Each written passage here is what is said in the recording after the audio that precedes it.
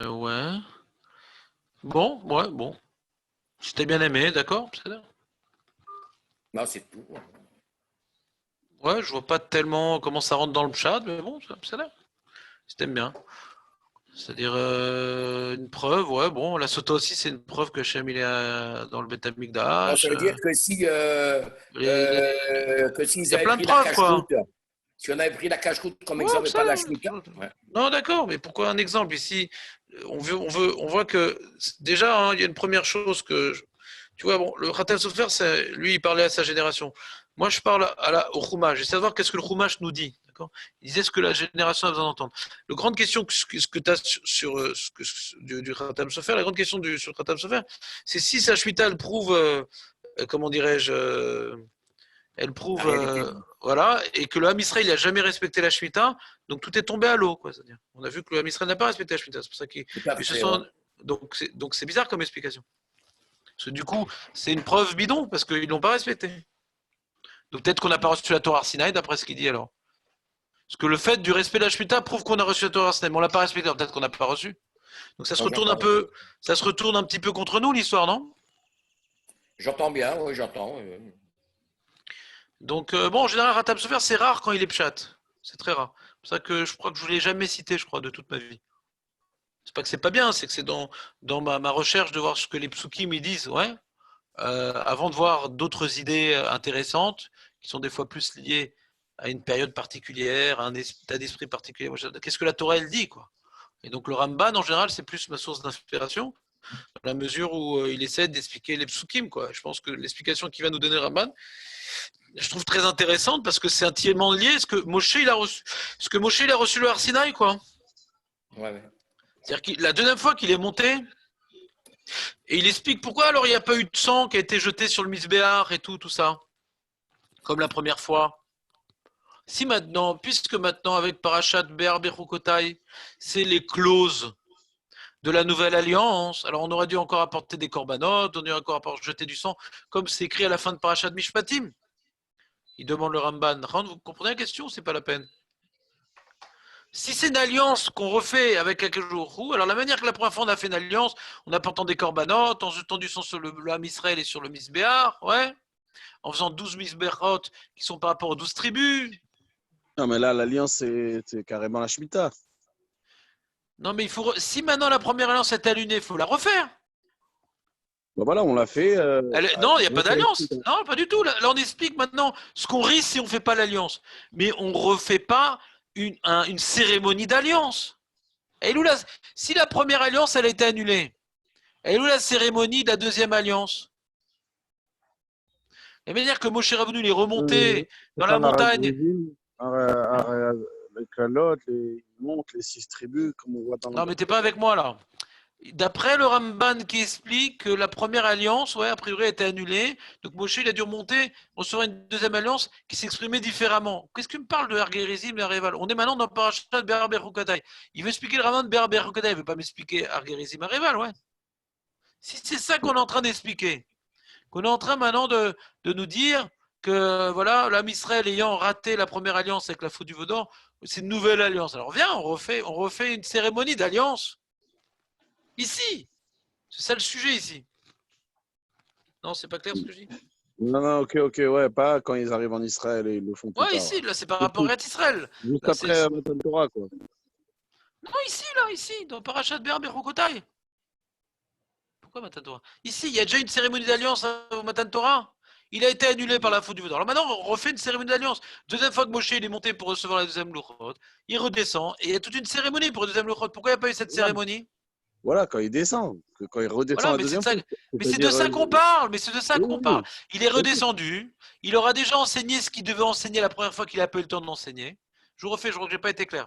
La Si, il a première fois fini qu'il est de faire monté, ce non, non, truc je qu'il avait reprends. fait la première fois. La première fois qu'il est monté, il devait enseigner un certain nombre de choses qu'il n'a pas eu le temps de faire à cause de la faute du Vaudan. Donc la deuxième fois il est descendu, comme il n'a pas pu enseigner ce qu'il devait enseigner la première fois, ce qui était donc le Mishkan, ouais, il a enseigné Mishpatim, mais il n'a pas pu faire toutes les lois du Mishkan, parce que comme les Louchot, elles ont été cassées, pourquoi tu veux enseigner le Mishkan maintenant? Mishkan, c'est le lieu des Louchot. Donc il est remonté pour chercher deuxième. Et quand il est descendu pour deuxième Luchot, il a en ce moment-là enseigné le Mishkan, au Ham Israël, ouais. Il a enseigné les Kohanim qui vont faire vivre le Mishkan, ouais. Chose qu'il aurait dû enseigner s'il n'y avait pas eu la faute de Vodor. Donc c'est pas l'enseignement spécifique à la deuxième montée. C'est l'enseignement retardé de la première montée.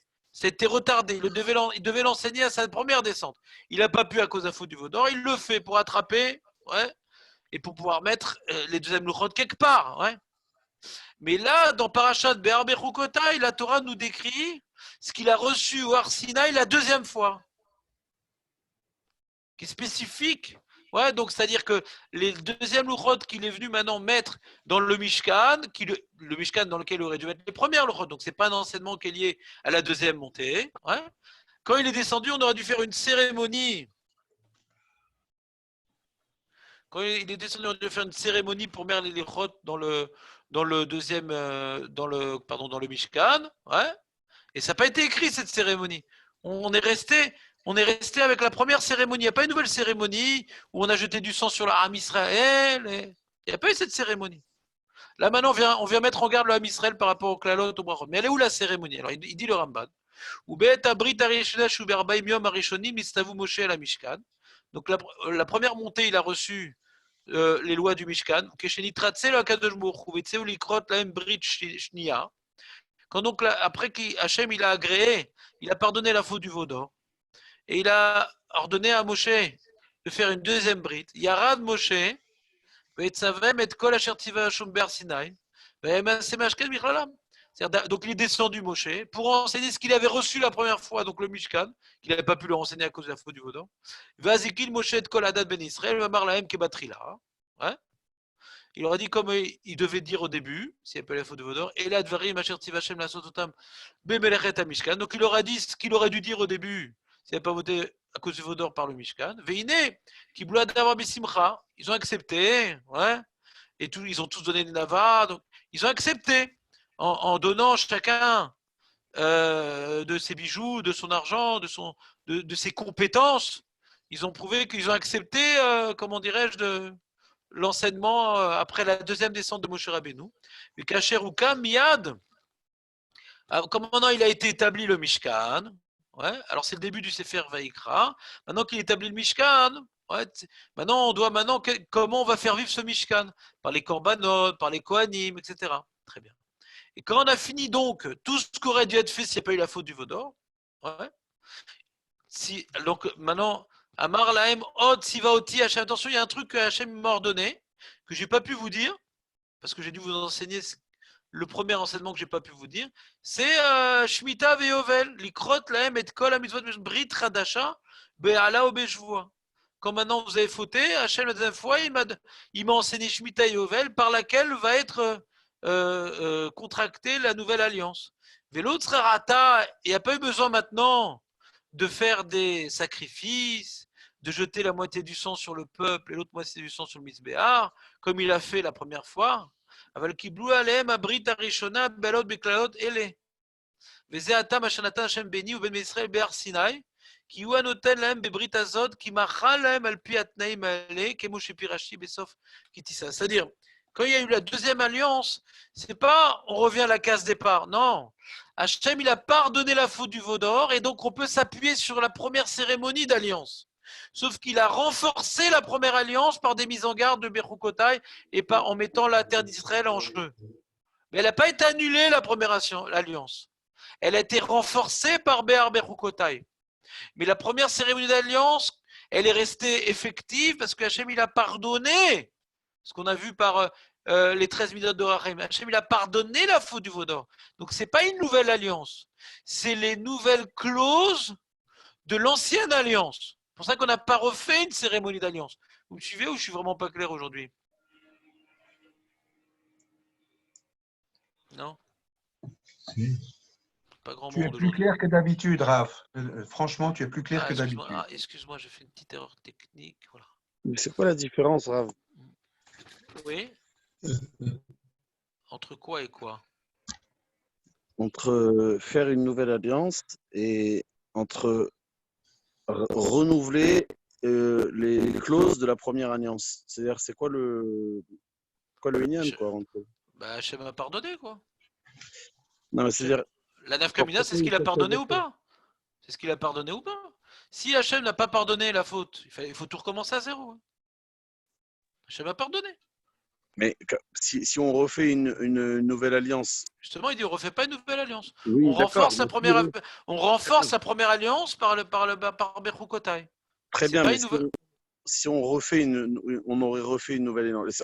Il y a deux possibilités là. Ou alors on refait les clauses comme il essaie d'expliquer, ou alors on refait une nouvelle alliance. Mais en refaisant une nouvelle alliance, forcément, Hachem, il aurait pardonné aussi il aurait pas pardonné la première qui vient Non, pas. c'est pas. Non, non, on recommence tout à zéro. C'est comme quelqu'un, voilà, il a fauté, ouais, il est mort, je te fais revivre. Non, c'est pas une résurrection. Je garde le même peuple, ouais, avec le même projet, d'accord. Mais j'ai pardonné, et pour pardonner, il fallait faire les tfilotes de Moshe Rabbeinu. Mais si on fait une nouvelle alliance, c'est-à-dire quelque part, Hachem n'aurait même pu changer d'avis. Peut-être je prends pas le Ham Israël. On vient tout à D'accord. zéro. Non, Ah, non, non. ouais, Hachem c'est a vrai. pardonné. Hachem a pardonné. Il enlève tous les mérites et ça se trouve c'est même pas nous le peuple élu et donc Je là vais donner un exemple. Je vais donner un exemple. La femme, elle s'est mal comportée, d'accord? Ah, elle s'est mal comportée. D'accord? Je lui dis de ne pas parler avec un monsieur, etc. Elle parle avec le monsieur. Il y a deux manières de réagir. Ouais. Ou bien maintenant, elle me pleure, elle me trie, allez, je te redonne une nouvelle chance. Ou bien je la divorce, et elle me pleure, je la remarie.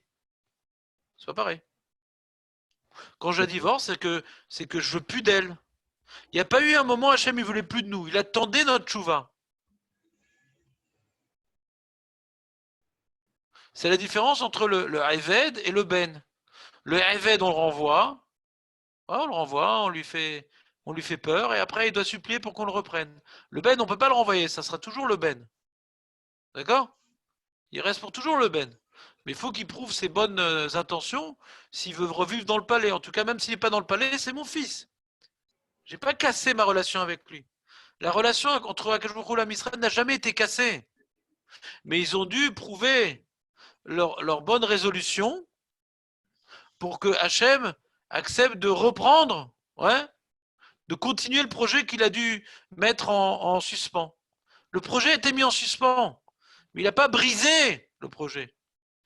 C'est-à-dire que tous les miracles qu'il a fait en Égypte, qui ont dû être suivis par le compte des jours pour recevoir la Torah et la Torah, il y avait un dévoilement d'Hachem et il y avait ci, il y avait ça. C'est pas qu'on efface tout ça et on fait un truc, on reprend à zéro. Non, on reprend tout ça, hein, mais il a mis en attente tout ce qu'il a déployé pour voir que l'âme Israël il vient exprimer leur bonne résolution et de reprendre ce que Hachem il a mis de côté. C'est ce que Moshe Rabbeinu a dit à Hachem. Hachem voulait détruire l'âme Israël.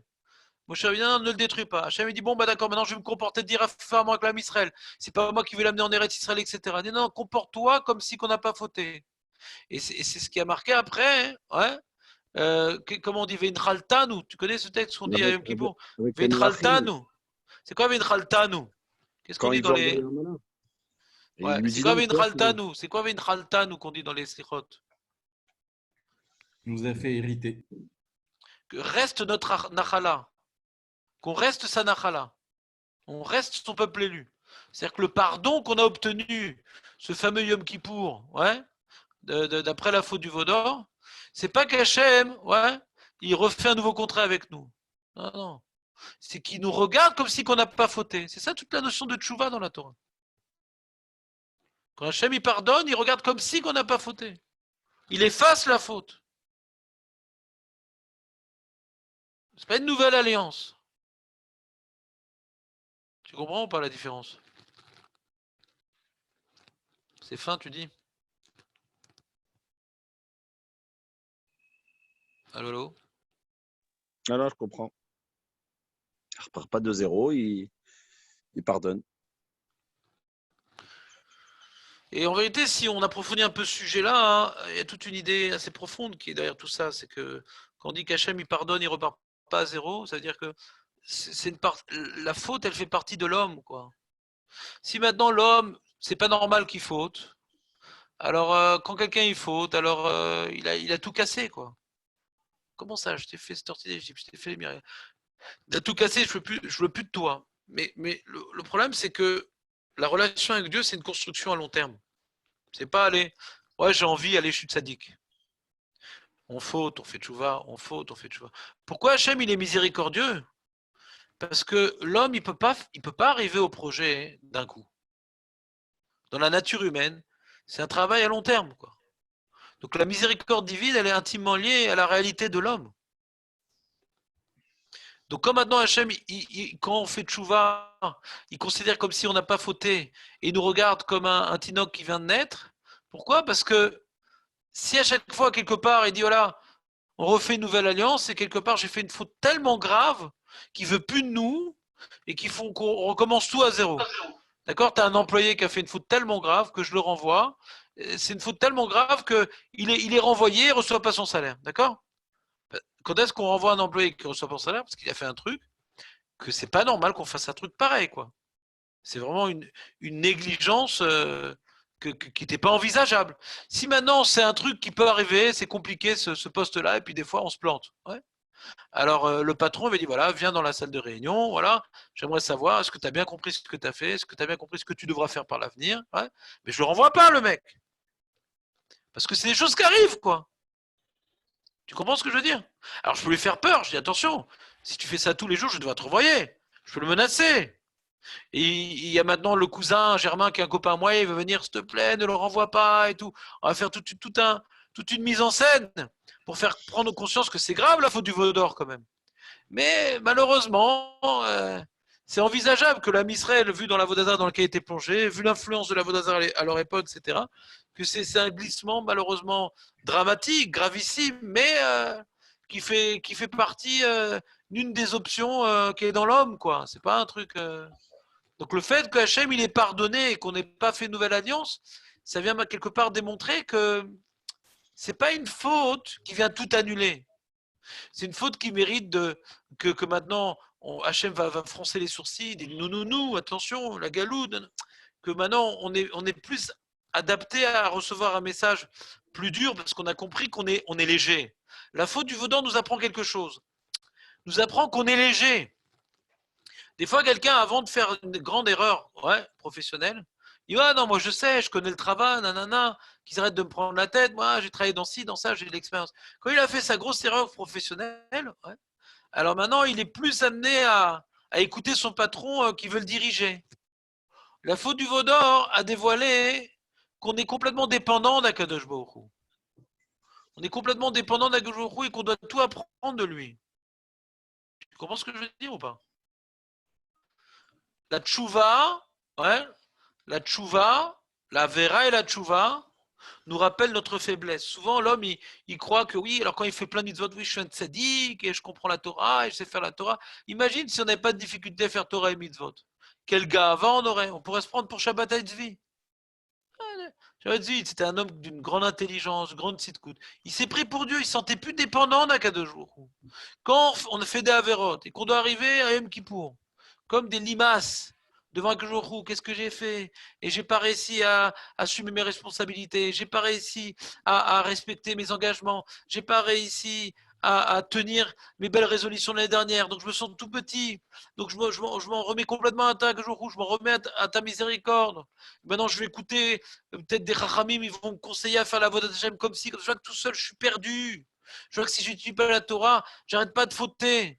Donc la faute me rappelle ma fragilité, me rappelle que je suis une créature et que j'ai besoin d'un Kadosh Baruch Hu. Ça, c'est la faute du veau d'or. Que l'âme Israël, qu'aurait pu se prendre pour je ne sais quoi, le fait d'avoir participé indirectement ou directement à la faute du veau d'or, parce que pas tout le monde a fait le veau d'or d'emblée comme comment dirais-je, le rêve rave, mais même maintenant, ceux qui ont laissé faire, ça prouvait leur faiblesse, qu'ils ont besoin d'être renforcés, qu'ils ont besoin d'Hachem. Sans Hachem, ils sont rien. C'est une idée très importante, ça. La faute nous apprend à découvrir qui est l'homme. L'homme est un fauteur. Avant d'arrêter d'être un fauteur, on a énormément de travail à faire et avant tout, il faut s'annuler complètement à Kajoukou. Celui qui ne sait pas annuler à Kajoukou ne fera que fauter parce que la faute a pour origine l'égocentrisme. Et tant qu'on n'est pas annulé à Kajoukou, on va dire une parole qu'il ne fallait pas dire, on va faire un acte qu'il ne fallait pas dire, qu'il ne faut pas faire. Sans arrêt, on faute. L'homme ne fait que fauter. Alors quoi, c'est-à-dire que l'homme est mauvais? Non, c'est que l'homme est faible, l'homme est fragile, sans Dieu. Avec Dieu, l'homme, il peut avancer. Sans Dieu, on fait que fauter. Donc la faute du veau d'or, c'est pas qu'on repart à zéro. Non, c'est qu'on découvre notre réalité humaine.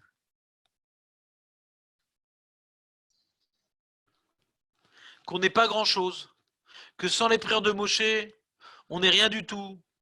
Donc pourquoi il y a besoin de cette mise en scène que Hachem dit je vais détruire le Ham Israël et Moshe dit non, non, non. Pourquoi besoin de tout ça? Pour qu'on réalise, ouais, pour qu'on réalise que sans Moshe on n'est rien. Donc si Moshe c'est lui qui nous a sortis d'Égypte, normalement on devait réaliser que sans Moshe on n'est rien. Par rapport à la sortie d'Égypte. Tu vois, c'est lui qui nous a sauvés. On avait fait tout un show sur ça. Il fallait que le libérateur, celui qui nous donne la Torah. Pour qu'on voit la Torah comme étant un bienfait, qu'on voit la Torah, c'est ça qui va nous sortir de l'esclavage spirituel. Donc celui qui nous a apporté les bienfaits de sortir de l'esclavage matériel, c'est lui qui a donné la Torah. Hein. Moshe Rabbeinu, c'est le même. Il fallait que ce soit le même qui nous sort d'Égypte, le même qui nous donne la Torah. Pour qu'on soit complètement confiant et qu'on accepte la Torah. Même qu'on a écouté pour sortir d'Égypte, qu'on va l'écouter pour sortir de l'esclavage spirituel. C'est ça le projet. Mais manque de bol. Ouais. La Torah qu'il a voulu nous donner, Moshe, dès qu'il était là plus physiquement, on a commencé à s'éloigner de lui. Donc on était peut-être trop attachés à Moshe Rabbeinu, ouais, trop attachés à Moshe Rabbeinu, et pas suffisamment attachés à Kadosh Baruch Hu. Donc qu'est-ce qui s'est passé? Kadosh Baruch Hu, il dit voilà, maintenant je vais tous vous massacrer. Voilà, on va reconstruire le Ham à partir de Moshe Rabbeinu. Moshe Rabbeinu, il est revenu pour interférer devant Kadosh Baruch Hu. Il a dû prier beaucoup, prier beaucoup, prier beaucoup. C'est pas il a claqué des doigts à Hachem. On a vu combien Moshe il a dû prier, combien Moshe il a dû supplier pour qu'Hachem l'écoute. Donc on voit que Moshe il est complètement dépendant d'un Kadosh Baruch Hu. Donc c'est pas le magicien tout puissant. Ouais, c'est vrai que grâce à Moshe, grâce aux prières de Moshe, Hachem il a pardonné. Mais combien il a dû prier Moshe? Combien il a dû prier Moshe? Donc tout ça, c'était pour nous appeler, pour nous rappeler qu'on ne dépend pas de Moshe, on dépend d'Akadosh Baruch Hu. Mais par l'intérieur de Moshe, on va pouvoir accomplir la volonté d'Akadosh Baruch Hu. Donc si maintenant, puisque avec la faute du Bouddha, on a réalisé notre fragilité, on a réalisé notre tendance à être égocentrique, à se laisser aller, à faire ce que mon ventre il me dit, parce que Hachem me dit. Alors le fait de redonner, ouais, le fait de voir combien on est fragile, combien on a besoin d'écouter Moshe Rabbeinu, lui c'est lui qui nous a sauvés de la mort, d'une mort certaine. Combien on ne peut pas s'en sortir tout seul. Alors c'est le machal que j'ai donné avec l'employé qui croyait qu'il connaissait tout son travail. Et qu'avant qu'il fasse une grosse erreur, il n'était pas tellement mécabel, il n'était pas tellement ouvert aux remarques de son, comment dirais-je, maître de travail. Vous comprenez ce que je veux dire ou pas? C'est pareil aussi parfois. La crise d'adolescence, le gosse, qu'est-ce qu'il veut? Ouais, moi je peux me débrouiller tout seul, j'ai pas besoin de mes parents, ouais, ils sont d'ancienne génération, etc. Après, il se ramasse comme il faut, il fait des chiottes, il tourne en rond, etc. Alors si maintenant on a réussi à le respecter durant toute cette période-là, on l'a pas écrasé, on l'a pas crié, on l'a pas incendié, on dit ah le pauvre et tout, il se cherche, c'est bien et tout. On a essayé de comprendre son malheur. Donc il n'a pas été rejeté par ses parents. Et bien naturellement, quand il va voir qu'il tourne en rond et qu'il a fait des ch'touillottes, il va revenir vers eux. Maintenant qu'il a fait ces ch'touillottes-là, il va mieux comprendre ce que ses parents ils ont essayé d'enseigner auparavant. Des fois, il faut tomber pour avoir de la hanava, et cette hanava fait qu'on écoutera mieux les conseils. La faute permet de faire tchouva vraiment. Vous me suivez ou pas? Et faire tchouva, c'est s'annuler à Kadosh Baruch Hu.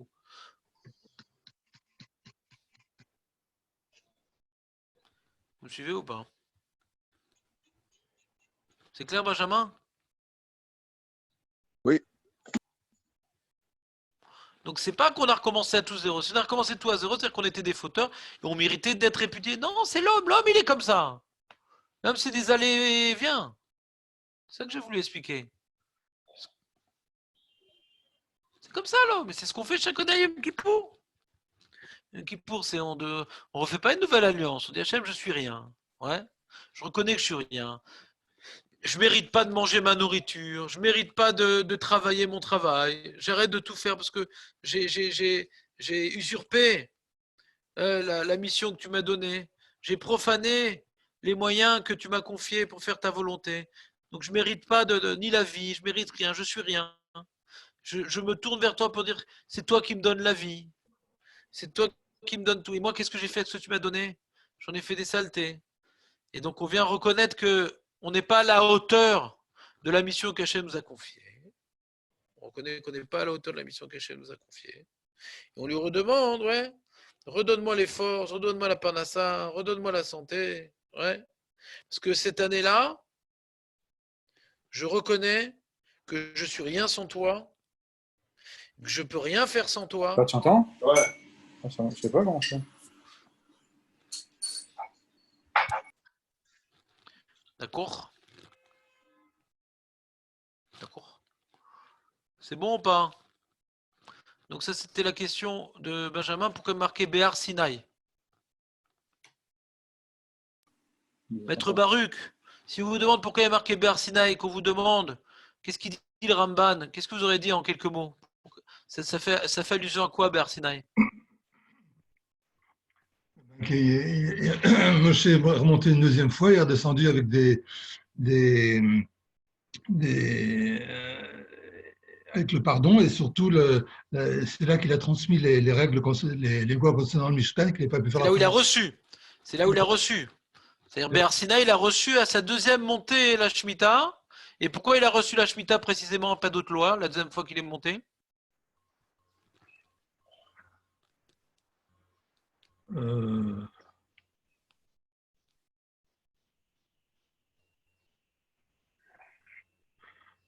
Parce que c'était lié à la terre, que les Bnei Israël avaient droit à aller sur la terre que s'ils respectaient l'alliance. Il a fait Méhed. Mais et pourquoi c'est important de dire que la terre, la terre d'Israël, elle dépend de cette alliance-là? Pourquoi c'était important la deuxième fois que Hachem transmette ça à Moshe ou qu'il dise au Ham Israël? Pourquoi c'était un message central pour la deuxième fois? Peut-être parce que sur la terre, il n'y aurait plus Moshe, donc il avait besoin d'autres choses pour. Quelqu'un a la réponse? C'est intéressant, mais c'est pas Oui. ça qu'on a dit. C'est parce que Arkegigit, en vérité, ils auraient dû mourir. Et le fait qu'ils rentrent en Israël, c'est parce qu'ils ont accepté l'alliance, la première. Et là, comme ils renouvellent la première alliance, eh ben, pareil alors. Ils sont obligés de mettre en condition la terre. Non, c'est pas ça que j'ai dit. C'était Est-ce que quelqu'un a compris? C'était trop difficile pour Am Israël de respecter donc les mitzvot qu'avait donné Akadosh Baruch Hu. Et là donc en donnant donc la Shemitah, les règles de la Shemitah, donc il donne au Am Israël des motivations pour faire les mitzvot, comme vous avez dit, l'ishma. Non, j'ai dit l'inverse, maître Dr Yoda. L'olishma, c'est-à-dire le lishma, il n'a pas marché. Il faut recevoir la Torah pour la Torah, ça n'a pas marché. Ça n'a pas marché, recevoir la Torah pour la Torah. Donc, voilà, donc si vous ne faites pas la Torah, je vous reprends la terre d'Israël. Ça parle plus. Si je te dis maintenant, quand tu es médecin, respecte le serment d'Hippocrate. Bon, ça ne marche pas pour grand monde. Mais si tu dis maintenant, si tu fais cette erreur-là, tu es rayé, je ne sais pas comment on dit, de l'ordre des médecins, ouais.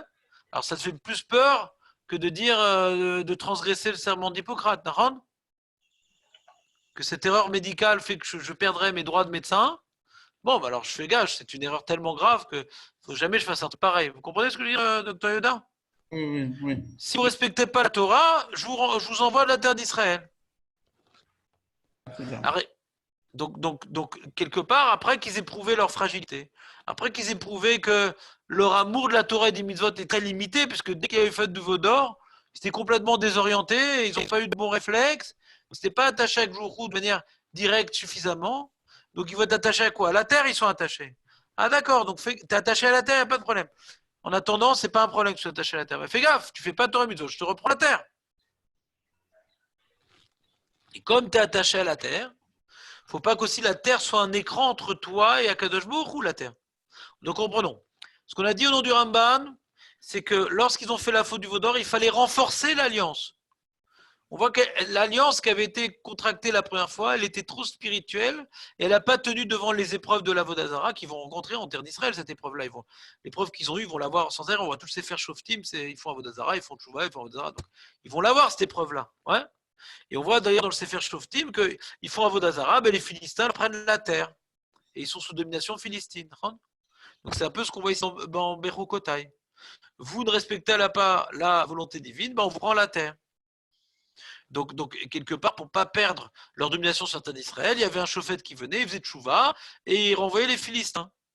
C'est Berokotai et les roues, c'est donnant, la carotte et le bâton. Puisqu'ils n'ont pas prouvé qu'ils avaient une attache avec Hachem et les mitzvot de manière directe, de manière lishma, il fallait leur dire attention, si vous ne respectez pas l'alliance, eh ben, vous ne voulez pas vous soumettre à Kadosh Baruch Hu, ben, la terre qui a été donnée pour exprimer votre mission, elle va être reprise, cette terre-là.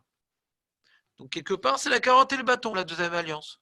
Ils ont prouvé qu'ils ont besoin de la carotte et le bâton. C'est comme le gosse, on laisse faire ce qu'il veut, et puis après, il fait des grandes bêtises. Il dit, papa, j'ai des dettes, comment je fais, etc. J'ai dit, d'accord, je te prête de l'argent, mais je te demande maintenant à condition que tu t'engages à travailler, à ne plus traîner le soir, à ci, à ça. Tu fais pas ça, je te donne pas d'argent. Et avant, tu n'as rien dit. Ça serait bien que tu travailles, ça serait une étude à Torah. Essaie de le motiver. Parce que le travail, c'est bon pour la santé, la Torah, c'est bon pour la Neshama. Il n'a pas écouté. Maintenant, il revient vers toi parce que les huissiers lui courent après, parce que si, parce que ça. Je dis, mais je ne vais pas te donner d'argent maintenant. C'est pour que tu ailles dépenser à Las Vegas. Je ne vais pas te donner d'argent. Mais si tu signes devant des témoins et tu t'engages, etc., que tu dois travailler tant et tant et tu vas étudier tant et tant, je suis prêt à te donner de l'argent.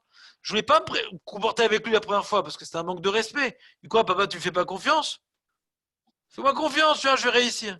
Après qu'il a raté, il peut mieux écouter le message coercitif parce qu'il a prouvé qu'il a besoin de mise en garde. Vous suivez ou pas? Le Béhar Sinaï qui a écrit au début de la paracha, c'est ce que Moshe, il a été Mechadesh à Moshe, ce que Hachem, il a été Mechadesh à Moshe la deuxième montée au Har Sinaï. Qu'ils aient besoin d'entendre. Cette terre-là, elle dépend de l'alliance. Faites pas l'alliance, je vous reprends la terre. Mais il n'a pas voulu parler comme ça la première fois, c'est un manque de respect. Quoi. Quand on est des fauteurs, tout de suite, tu nous menaces. On dit, tiens, on va rester à faire Torah et mitzvot. C'est clair maintenant ou pas, Maître Baruch? Vous pouvez le dire, si je ne suis pas clair, on peut le dire. C'est-à-dire, on voit que je ne suis pas clair de toute façon. C'est pas. Puisque je vous ai posé la question, on voit que vous n'avez pas su répondre précisément. C'est pas de votre faute, je n'ai pas été clair. Non, c'est dû à notre écoute, qui est. Razak, merci Samuel de m'encourager. C'est bon pour tout le monde? Ken. Ça récolle, on a étudié le Ramban ce matin, pas plus. Mais c'est un beau Rambam de Pshat. Non, vous n'avez pas aimé son Pshat? C'est magnifique, vers Sinaï. Non, c'est pas magnifique. T'entends ou pas? Et du coup, ça répond à la question qu'on a posée. Quel rapport avec Vaïkra? Ça ne parle pas du tout de Beth Amikdash. Alors, comment ça répond à ma question? Quel rapport avec Vaïkra? Vous avez une idée? Bah oui, parce qu'ils sont pas encore partis de Har Sinaï. Et c'est que dans Bamidbar qu'ils commencent à se déplacer. En vérité, ils sont toujours là-bas, donc ils doivent continuer les deux alliances, la première, la deuxième. Non, c'est pas très clair ce que tu dis. Pourquoi ce qui vient conclure le sujet de Vaïkra n'est pas lié à Vaïkra? C'est la question. Pourquoi le sujet qui conclut Vaïkra, qui est donc la Shemitah Yovel, n'est pas lié à Vaïkra, qui est lié au Kohanim, à la Voda des Korbanot? Pourquoi?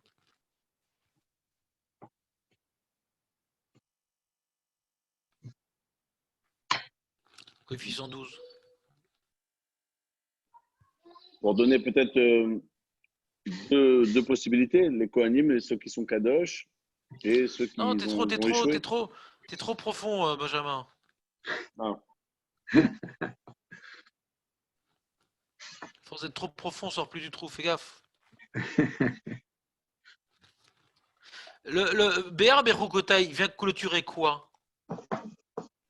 Le livre des Kohanim. Non. Le Ramban, il s'est efforcé d'expliquer pas comme ça. Il vient clôturer quoi? L'alliance du Har Sinaï, la deuxième. Qui dit ça? Il est venu clôturer qui dit ça? Il y a eu la faute du veau d'or. Ouais. Donc Moshe, il a dû remonter la montagne et il a reçu là-bas un enseignement. Pourquoi il n'a pas dit tout de suite cet enseignement après Kitissa? Parce qu'il y avait un retard, il devait déjà dire les enseignements. Vous entendez rien? Personne n'entend rien ou quelqu'un n'entend rien? On entend très bien. On entend très très bien. Moi, j'entends. Oui. On entend bien. Saccadé. Bien. C'est saccadé? 5 sur 5. Bon, bah je vais mettre le micro dans le sac à dos si c'est saccadé. Non, c'est par C'est période. C'est plus saccadé ou c'est moins saccadé ou c'est plus du tout Non, c'est saccadé? bon, c'est bien, c'est bien. C'est parfait là maintenant. Oh non, c'est plus bien. 5 sur 5. Alors je reprends. Ce que le Ramban est en train de nous dire, c'est que Béar Berukota ne vient pas du tout clôturer Vaïkra. Ça n'a rien à voir avec Vaïkra. C'est-à-dire que Trouma, Tetzavé, et Vaïkra, c'est un truc qui aurait dû être enseigné normalement juste après le don de juste après la descente de Moshe avec les Louchot, c'est tout. Il n'y aurait pas dû avoir Béar Berukotai. Il n'aurait pas dû avoir Béar Berukotai. Hachem n'aurait pas dû être aussi violent avec Béar Berukotai, ce qui a choqué David. Parce qu'on n'avait pas prouvé qu'on avait besoin d'une telle violence verbale. On n'avait pas besoin d'être tellement menacé. Attention, si tu recommences, attention. Non, pas besoin. C'est pas nécessaire. Mais comme il y a eu la faute du veau d'or, donc il y a eu les parachutes qui ont expliqué la punition de la faute du veau d'or, tout ça, etc. Les enseignements.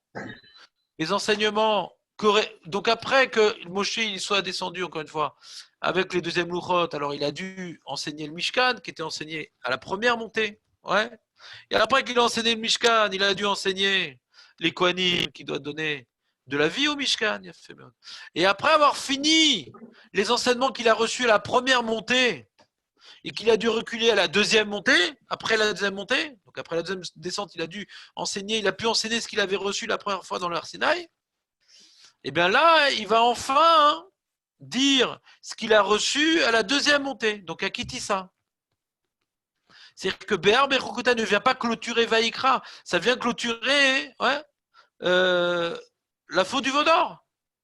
Mais dans l'ordre, il fallait déjà enseigner ce qu'il avait reçu avant la faute du veau d'or, c'est tout. Mais ça n'a rien à voir avec Vaïkra, d'après cette explication. Ça ne clôture pas Vaïkra. Vaïkra, c'est quelque chose qui aurait dû être écrit sans la faute du veau d'or, qu'on a dû enseigner. Et après, on a enseigné ce qui était lié à la faute du veau d'or. C'est clair ce que j'ai dit ou pas? C'est clair, mais il y a toujours la question si ça n'a rien à voir avec Vaïkra et que ça figure quand même dans Vaïkra. Alors, je comprends très bien ce que vous dites. Mais si ça figure pas, ça doit pas figurer et c'est quand même mis là-bas. Pourquoi? On aurait pu s'arranger que ça figure pas du tout. Vas-y, dis-moi comment. Allez, dis-moi comment. Vas-y, dis-moi comment on peut faire un truc pareil. Puisqu'il fallait enseigner ce qu'il avait reçu de Moshe avant, donc le Mishkan et les Kohanim. Comment on peut faire? Non, tu me dis, on aurait pu faire autrement. Comment? Je vous réponds tout simplement. Enfin, c'est pas simplement, mais en commençant le livre Bamidbar. Ça n'a rien à voir, Bamidbar, j'ai déjà répondu à ça. Bamidbar n'a rien à voir avec l'Alliance. En commençant le livre Bamidbar avec Béar. En disant Béar, et je ferme le livre Bamidbar. Non, mais ça n'a rien à voir, c'est un autre sujet, Bamidbar. C'est un autre sujet, Bamidbar, ça n'a rien à voir. Écoute-moi, c'est un autre sujet. Il y a le sujet du Matan Torah, qui est clôturé avec Vaïkra. Et Béar, c'est le vécu. Comment nous, on vit le rapport avec la Torah. Shemot Vaïkra, Shemot, c'est ce que Hachem il a fait pour nous. Vaïkra, c'est ce que nous, on doit faire pour que Hachem il soit présent dans son Mishkan. D'accord? Donc, c'est lié à l'alliance. Hachem, ce qu'il a fait, et nous, ce qu'on doit faire. Et Bamidbar, c'est maintenant au niveau historique, c'est un livre d'histoire. Comment ça s'est passé, Sarah Cole, cette relation avec Dieu? C'est un sujet à part, Bamidbar. C'est une description, ça n'a rien à voir avec l'alliance. C'est maintenant. Même si je veux clôturer le Vaïkra, je le clôture en ne rentrant pas Béar Berukotai et je mets Béar Berukotai même Bamidbar, je ne pourrais pas parce qu'après j'ai un autre problème, c'est que Béar Berukotai ne correspond pas à Bamidbar, c'est ça? Ça n'a rien à voir, c'est un autre sujet, Bamidbar. On doit clôturer ce qu'on a commencé dans le même Sefer. Dans Shemot Vaïkra, c'est un même Sefer Shemot Vaïkra. Parce que tu vois bien que le Mishkan et les Kohanim sont à cheval. On vient terminer ce qu'on a commencé à Shemot Vaïkra. Bamidbar, c'est un autre sujet. Durant toutes ces années, qu'est-ce qui s'est passé? C'était facile cette relation avec Dieu? C'est un autre sujet, Bamidbar. D'accord? Donc quand on dit, c'est ce qu'il dit ici le Ramban, tu vois, il dit que ça vient clôturer ce qu'on a vu dans Shemot, puisqu'il y a marqué, tu vois, il y a marqué dans Shemot, il y a marqué Et kol divrei Hashem et kol hamishpatim. dans Shemot, dans Mishpatim, dans Sefer Mishpatim. Et ici, il y a marqué et là, Chukim, va Mishpatim, va Torot, Asher Natam Hashem, Beni ou Ben Israël, Ben Moshe. De quoi on parle? Il y a une question des Mefarshim. C'est quoi les Torot, les Mishpatim, les Chukim? De quoi on parle? Ouais. On a l'impression qu'on parle de l'ensemble des Chukim qui a été donné à Sinaï. Le Ramban dit oui, d'accord. On vient clôturer tout ce qui a été dit précédemment. Pas tout ce qui a été dit dans Sefer Vaïkra, tout ce qui a été dit depuis Parashat Mishpatim. On reprend ce qui a été reçu à Mishpatim, on le reprend et on le renforce. Ça clôture l'échec de Mishpatim. Tu comprends, Benjamin? Oui.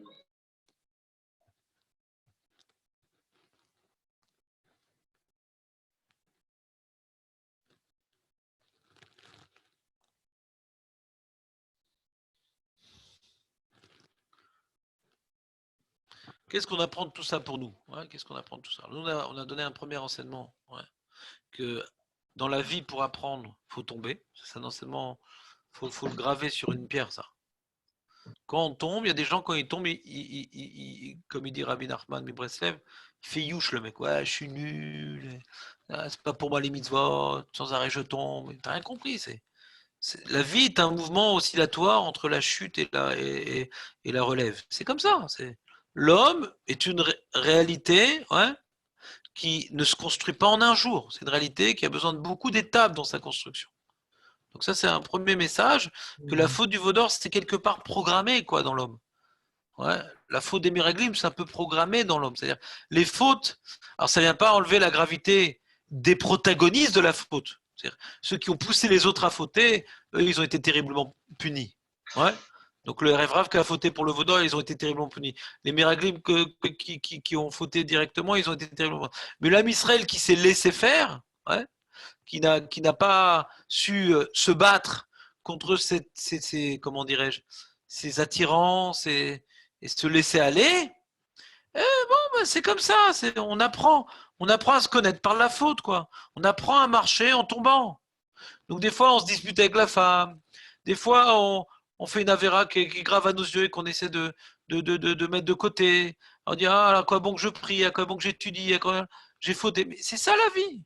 Quand tu fautes, rappelle-toi que tu n'es rien sans un Kadosh Baruch Hu. Au contraire, quand on faute, on doit se sentir tellement petit, pas nul, on doit se sentir tellement petit que je dois me renforcer en Torah et m'annuler à Kadosh Baruch Hu parce que tout seul, tu as vu ce que je fais.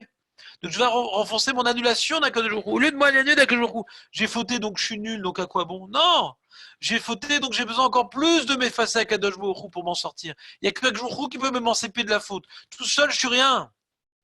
Comprenez ce que je veux dire ou pas? C'est fondamental comme message. Quand on faute, ça devrait nous renforcer dans notre annulation. Tu dis que tu es nul quand tu fautes, Nachon, alors annule-toi. Au contraire, quand il faute, le mec il va recommencer ses ta'avot, il va reprendre encore plus de place dans le monde. Mais non, tu n'as pas compris. Comme tu as pris trop de place, alors tu es en déséquilibre avec le monde, donc tu tombes. Donc, sois en retrait sur le monde. Efface-toi à Kadosh Baruch Hu, tu faudras moins.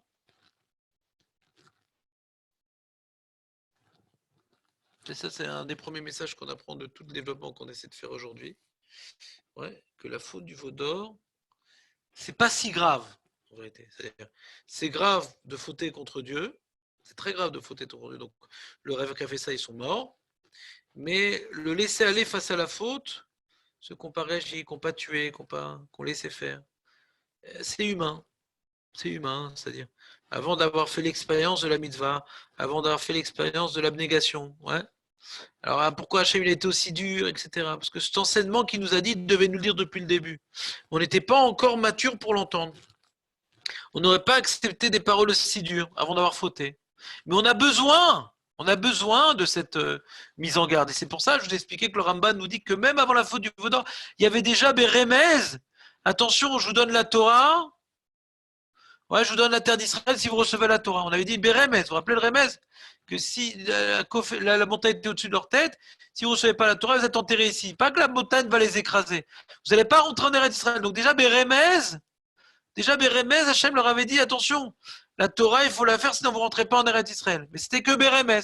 Mais après qu'ils aient fauté, alors il y a deux parachutes qui développent cette notion-là. C'est plus un Rémez. Et c'est violent, comme il a dit David. Mais ces paroles violentes, on en a besoin pour faire face au Yetzer Hara. Le Yetzer Hara, il nous attire tellement que quand on ne voit pas la mort en face, quand on ne voit pas la punition en face, alors le Yetzer Hara, il nous attire dans ses séductions. Et pour pouvoir écouter un message violent, il faut avoir vu la violence du Yetzer Hara et sentir la nécessité d'écouter un message violent. Quand quelqu'un il a jamais glissé, ouais, il s'est jamais cassé une jambe en ski, il va pas écouter les conseils du moniteur. Il dit bon, ça va, je m'arrange, qu'est-ce que tu veux mettre comme si les pieds comme ça, de pas freiner quand on va trop vite en chasse-neige, ça va, moi je m'arrange, j'ai l'équilibre. Mais il s'est pété les deux jambes le mec. Après, il va écouter les conseils, il va se rappeler de ça, son plâtre, il va écouter les conseils. Comme ça marche la vie. C'est l'adolescent, c'est l'employé, c'est le Ham Israël. C'est en tombant qu'on écoute les conseils. Donc au contraire, quand on faute, on doit se renforcer. Quand on faute, on doit se renforcer dans notre obéissance à Kadosh.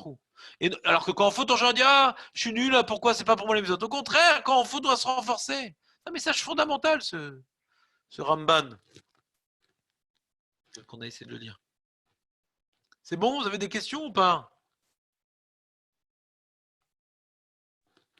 La question, c'était de savoir donc pourquoi finalement donc dans la Shemitah, on nous donne quand même tous les détails. Tous les 7 ans, il faut laisser la terre en jachère, et puis après tous les 50 ans. D'après le cours d'aujourd'hui, on aurait pu dire donc si tu ne respectes pas les mitzvot, la terre te vomira. Alors pourquoi donc nous avoir donné donc tous les détails de la Shemitah et du Yovel? Il a fait méode. On aurait pu dire si tu respectes pas Torah et mitzvot, ouais, je te vomirai. Très très bien. Bon, quel rapport avec la Shemitah? Là, c'est justement le message que j'ai essayé de dire aujourd'hui. Ouais, c'est que Torah et mitzvot, c'est abstrait. D'accord? La faute du Vaudor a prouvé qu'on n'a pas reçu Torah et mitzvot pour Torah et mitzvot. On a reçu Torah et mitzvot, on a besoin d'une motivation matérielle, qui est la terre d'Israël. On a accepté en fin de compte de recevoir la Torah pour la terre d'Israël. Donc on dit, maintenant on va nous enseigner une halakha qui nous rappelle que quoi? Qu'est-ce qu'elle nous rappelle, la Shemitah Yovel? Que la terre d'Israël ne m'appartient pas.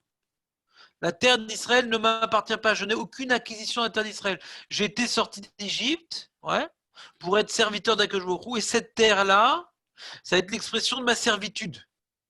Donc si maintenant je suis serviteur d'Akadosh Baruch Hu, cette terre-là appartient au maître. Si maintenant je n'exprime pas mon appartenance au maître dans le lieu qu'il m'a donné, c'est-à-dire que j'ai oublié complètement, je crois que je suis libre, je crois que je suis autonome, je crois que je suis indépendant, je vais oublier justement ma relation, comment je vais oublier d'accomplir Torah et Mitzvot? On a dit, c'est quoi la deuxième alliance? C'est que pour pas oublier Torah et Mitzvot, Hachem dit attention, hein, si vous ne faites pas Torah et Mitzvot, je vous reprends la terre d'Israël. La terre d'Israël, en vérité, c'est un danger en soi. Parce que la terre d'Israël, elle nous fait oublier Akadosh Baruch Hu. On est chez nous, on fait ce qu'on veut, on a de quoi à manger, on ne sent pas qu'on est dépendant d'Akadosh Baruch Hu. Alors dans un premier temps, qu'est-ce qu'il y a à faire avec Baruch Hu quand on ne fait pas de Torah Mitzvot? Il n'y aura pas la pluie, il y aura la famine, pour sentir notre dépendance d'Akadosh Baruch Hu. Et si on continue à désobéir, Hachem va nous reprendre la terre. Et c'est vrai qu'en Galoute, souvent, qu'on est massacré, qu'on est persécuté. Ouais. Souvent, la Galoute, ce qu'on regarde dans l'histoire du Ham Israël, souvent les souffrances de la Galoute, a protégé le Ham Israël de l'assimilation. C'est quoi les populations qui ont été assimilées en général? C'est celles où tout allait bien. Donc ils sentaient qu'ils étaient copains avec les goïms, etc. Ils pouvaient s'arranger sans Dieu. Mais quand il y a eu les pogroms, quand il y a eu les massacres, un truc, on dit sans Dieu, on ne peut pas s'en sortir. Donc la Galoute nous rappelle quoi? Notre dépendance à Kadosh Baruch Hu. La terre d'Israël, ouais, c'est ce qui s'est passé avec Ben Gurion et ses copains. C'est voilà, ni Dieu ni maître, on n'a pas besoin de Torah, on a notre armée, on a nos lois, c'est fini la religion. Donc c'était malheureusement un courant, ouais, un courant, comment dire. Le Rav Hirsch, il a tout un texte extraordinaire sur ça. J'ai vu une fois un texte de Rav Hirsch, une lettre de Rav Hirsch qui explique qu'un jour viendra, on viendra en Eretz Israël. Il y aura des gens qui vont dire que on n'a plus besoin d'Akadosh Baruch Hu et qu'on va mener notre destinée nous-mêmes, etc. Le Rav Hirsch, lui, il n'a pas voulu s'associer à l'association des Rabbanim pour monter en Eretz Israël parce qu'il avait vu Bechormato que même s'il a commencé par des Rabbanim, le mouvement laïque contre lequel il se battait, il allait prendre, comment dirais-je, cette association qui à l'origine était de Rabbanim, ouais, pour en faire un projet laïque, d'être indépendant d'Akadosh Baruch Hu. On n'en a plus peur des goïms, ouais, on ne dépend plus des goïms, on dépend que de nous-mêmes. toute la Shemitah, c'est on dépend pas nous, on dépend. La terre d'Israël, si tu réalises pas que la terre d'Israël, on dépend que d'Akadosh Baruch Hu, la terre d'Israël devient un danger. Au lieu d'être l'élément qui va t'aider à respecter l'alliance, c'est l'élément qui va t'éloigner de l'alliance, parce que tu vas croire que tu es indépendant d'Akadosh Baruch Hu. Au contraire, je reprends. Akadosh Baruch Hu nous dit, je vous donne la terre d'Israël, à condition que vous fassiez Torah et Mitzvot. Pourquoi? Parce que la terre d'Israël vous éloigne potentiellement de Torah et Mitzvot. Parce que tu te sens autonome, tu as de quoi manger, tu n'es pas menacé par Paro, tu n'es pas menacé par les goïms, tu vis ta vie. Tu n'as plus besoin c'est l'époque là qu'on était dans le désert. Mais là, on n'a plus besoin de Torah et Mitzvot. On a une armée, on a une agriculture. On n'a pas besoin de tout ça. On n'a pas besoin de tout ça. Donc pourquoi, vous m'avez demandé, Docteur Yehuda a dit, ah mais attends, mais il aurait dû marquer fais Torah et Mitzvot, et sinon je t'envoie à Galout. Maintenant, quelle est la raison première pour laquelle on va partir en Galout? C'est la terre d'Israël. Parce que la terre d'Israël nous fait oublier notre dépendance à Kadosh Baruch Hu. Donc Hachem, il a fixé qu'il nous a donné la terre d'Israël pour accomplir Torah et Mitzvot, et que grâce à notre respect de la terre d'Israël, donc grâce à notre respect de Torah et Mitzvot, on va recevoir la terre d'Israël, et grâce à notre respect de Torah et Mitzvot, on va conserver la terre d'Israël. Et si on oublie ça, si on oublie qu'on a reçu la terre d'Israël pour faire Torah et Mitzvot, au contraire, la terre d'Israël va nous éloigner de Torah et Mitzvot, parce qu'on va se croire autonome. On va faire le jour de l'indépendance. On va se croire être indépendant d'Akadosh Baruch Hu. Pas uniquement d'Égoïm, mais également d'Akadosh Baruch Hu. Donc la terre d'Israël, c'est la raison première de la galoute. Et la galoute, c'est la réparation de l'illusion d'autonomie qu'on avait à l'intérieur d'Israël, parce qu'on va se sentir complètement menacé, c'est que Hachem qui nous sauve. Est-ce que j'étais clair, Docteur Yehuda? Tout à fait. Je voudrais ajouter quelque chose à cette discussion que vous avez eue avec Benjamin concernant le fait que quand tu rentres dans le champ, la Shemitah, ce n'est pas en rapport avec la construction du Beth Amikdash. Or, il me semble qu'au contraire, et c'est ce que je ressens de devoir dire, que non, au contraire. Merci Samuel, je n'ai pas besoin d'une opinion opposée. Bon. Merci. Non, c'est pas opposé, c'est complémentaire. Ça n'a pas de rapport avec le Beth Amikdash, Nekuda. La construction du champ de l'homme dans le champ, ça construit son temple intérieur quelque part. Bon, si tu veux, ouais, on peut tout poétiser, d'accord? Oui, c'est assez poétique là pour l'instant. Ouais, très poétique, je te remercie. Nahon. Mais au lieu de ne perds pas la direction, mais sur ton guidon le poète, Nahon. Tu as perdu complètement la direction. On reprend. Donc voilà, globalement, c'est le problème de la Shemitah. Le problème de la Shemitah, c'est si on se plonge 2 minutes dans le vécu de l'agriculteur avec la Shemitah, c'est vraiment le sentiment de dépendre uniquement d'Akadosh Baruch Hu. Parce qu'on lui dit d'arrêter de travailler 1 an. Ouais, mais attends, il roulait pas sur l'or. Donc, il travaillait, quoi. Donc, il travaillait pas, c'est pas parce qu'il s'amusait, il travaillait. Donc, si pendant 1 an, tu peux rien cultiver et que toutes les régions limitrophes d'Eretz Israël également sont concernées par la Shemitah, donc tu ne vas même pas pouvoir faire un traoued d'aller te servir des champs qui sont à côté, parce que même eux, ils ont les lois de la Shemitah. Hein. Donc, c'est vraiment nous plonger dans un sentiment d'être complètement dépendant d'Akadosh Baruch Hu. D'être complètement dépendant d'Akadosh Baruch Hu. Et c'est pas la terre d'Israël qui nous nourrit. C'est pas la terre d'Israël qui nous nourrit, c'est Hachem directement. C'est ça la Shemitah. Alors que le Yovel, c'est encore pire. Parce que c'est 2 années d'affilée. Puisque la 49e année, c'est Shemitah, et 50e, c'est Yovel. Donc, tu as 2 ans d'affilée que tu bosses pas. D'accord? Donc, c'est pas la terre d'Israël qui nourrit, c'est Akadosh Baruch Hu. Donc, si c'est pas mes petits muscles, mes petits arrosoirs et mes charrues qui me nourrissent, ouais, alors c'est pas mon armée qui me protège, d'accord? Et donc, globalement, ce sentiment de, comment dirais-je, de sentir complètement indépendant que me confère la terre d'Israël est neutralisé par la Shemitah. La terre d'Israël ne me donne pas à manger. Mes frontières ne sont pas protégées par mon armée. D'accord? C'est Akadosh Baruch Hu qui me protège. Ça ne veut pas dire que je n'ai pas le droit d'avoir d'armée. Ça ne veut pas dire que je n'ai pas le droit de travailler mon champ. Bien sûr, il faut faire Ishtadlout. J'ai le devoir de faire Ishtadlout. Quand il y a marqué les brachot, il n'y a pas marqué que ça va pousser tout seul. Ce que tu vas planter va bénéficier d'une bracha, mais tu vas le planter quand même.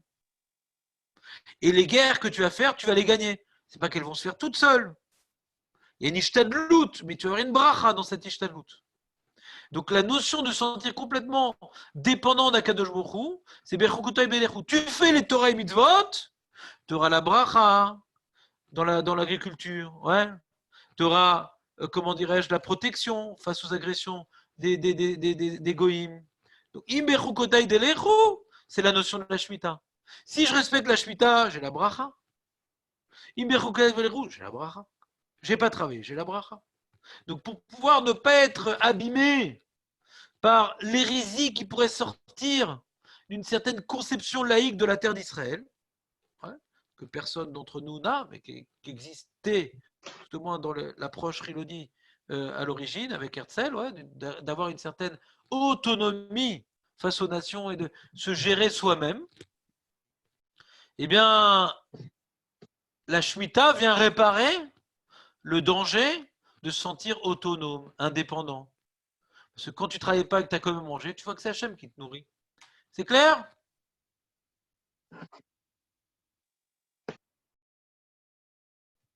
C'est bon? On est quitte? Khazak. Allez, je vous souhaite Shabbat Shalom. Shabbat Que des Shalom. joies. Shabbat Shalom, on vous remercie. Toda Rabba. Hazak ou Baruch.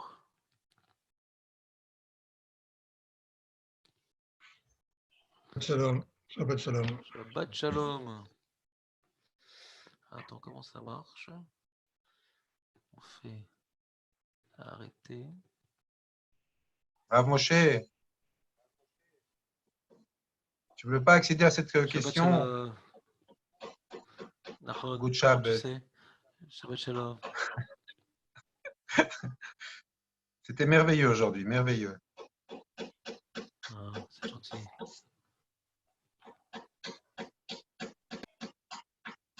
Comment on arrête l'enregistrement? Non, on n'arrête pas, restons ensemble, Rav. Attends, Passons encore un petit moment là. Moi, j'aimerais bien que tu m'enseignes un peu comment se façonner un esprit rigoureux. Quelle est ta notion de la rigueur? Arrêtez l'enregistrement. Voilà. Oui.